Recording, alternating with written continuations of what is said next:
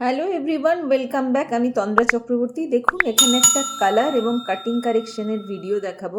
দেখুন, হেয়ারের খানিকটা চুলের কেমন কালার এবং খানিকটার কেমন।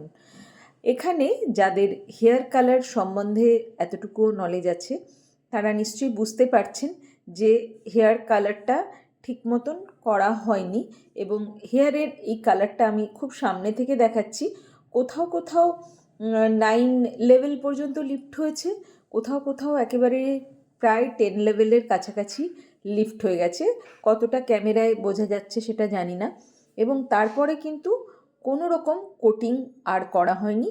এটা ইনি অন্য স্যালনে করে এসছেন এবং তারা তাকে ছেড়ে দিয়েছে আর কিছু করার নেই বলে। উনি খুবই ডিস্যাটিসফাইড। তো আমরা ওনাকে পুরোপুরি সোয়ারস্কফের প্রোডাক্ট দিয়ে কালার এবং একটা প্লেক্স ট্রিটমেন্টের কথা বলেছি। উনি আমাদের সঙ্গে কথা বলে রাজি হয়েছেন এবং আমরা ওনার যেটা দেখলাম, হেয়ার কিন্তু অনেকটাই ফ্র্যাজাইল, মানে একদম ভঙ্গুর হয়ে গেছে, হাত দিয়ে টানলে ভেঙে যাচ্ছে। অর্থাৎ এখানে প্লেক্স ট্রিটমেন্টটা করতে হবে ওনার বন্ড রিপেয়ারের জন্য। এটাও কিন্তু টোটালি সোয়ারস্কফ প্রফেশনাল দিয়েই পুরোটা করব এবং হেয়ার কাটও করব। উনি বলেছেন সাজাবো যতনের একটা সিগনেচার কাট, বাউন্স কাট ওনাকে করে দিতে। ফার্স্টেই আমরা যেটা করেছিলাম, ওনার যেখানে যেখানে হেয়ার প্রচণ্ড ইয়ার্লিশ হয়েছিল সেই ইয়ার্লিশ টোনটাকে আগে ডাউন করেছিলাম। কারণ কি, ওনার হেয়ারের বেস যেটা দেখলাম একদম 4 বেসের হেয়ার, যেগুলো বিভিন্ন জায়গায় হেয়ারে কালার ডিপোজিশন বিভিন্ন রকম হয়ে আছে। ব্যাপারটা হচ্ছে ওনার গ্রে হেয়ারেরও সমস্যা আছে এবং ওই স্যালনে ওনার গ্রে হেয়ারগুলোকে পুরো ব্ল্যাক করে দেওয়া হয়েছে।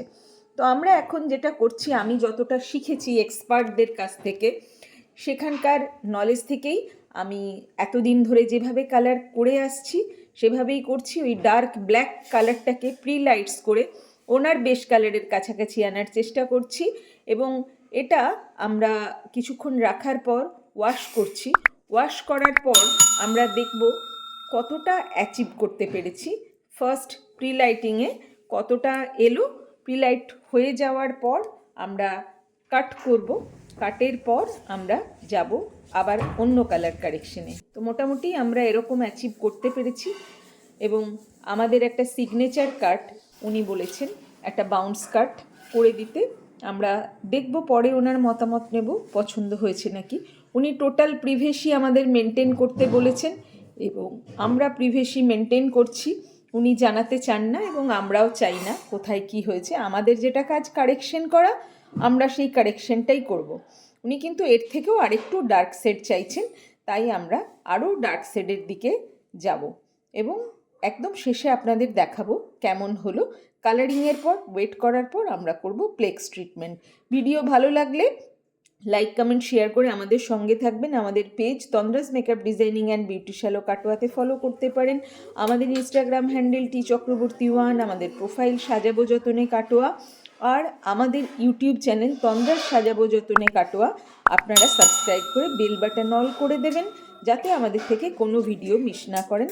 এখন আমাদের প্লেক্স ট্রিটমেন্টটা চলছে, যেহেতু ওনার বন্ডও রিপেয়ার করতে হবে। আমরা প্রথমেই দেখে নিয়েছি ওনার কিন্তু হেয়ার খুব ভঙ্গুর হয়ে গেছে, অর্থাৎ টানলেই ভেঙে যাচ্ছে, যার জন্যেই কিন্তু প্লেক্স ট্রিটমেন্ট। তো আমরা করে ফেলেছি। দেখুন, এই কালারটা টেকনিক্যাল টার্মে যদি বলতে যাই, coffee mocha with slight red reflect. দেখুন final outcome, cutting and colour কেমন লাগলো আপনারা জানাতে ভুলবেন না। আপনাদের মতামত অত্যন্ত মূল্যবান। দেখুন পুরোটা দেখিয়ে দিচ্ছি, কোথাও কিন্তু কোনো গ্রে হেয়ার নেই বা আনইভেন কালার টোনও নেই, যেটা উনি বলেছিলেন ওনার খুব পছন্দ। এবার জানি ক্লায়েন্টের প্রিভেসি মেনটেন করেছি এতক্ষণ, এখনও করব, কিন্তু আমি একটু জিজ্ঞাসা করব তুমি আজকে স্যাটিসফাইড কিনা। ভীষণ স্যাটিসফাইড। কেমন লাগলো বলো পুরো ব্যাপারটা। খুব ভালো লাগলো। 4 ঘন্টা ধরে এই এত অক্লান্ত পরিশ্রম, তার ফল খুবই সুন্দর হয়েছে, খুব ভালো হয়েছে। ওকে, দেন রিলাই করা যায়, নির্ভর করা যায়? অবশ্যই 100%। Thank you. কালার কেয়ার করো, যত্ন নিও, আর আপনাদের শেষ পর্যন্ত দেখার জন্য অনেক ধন্যবাদ।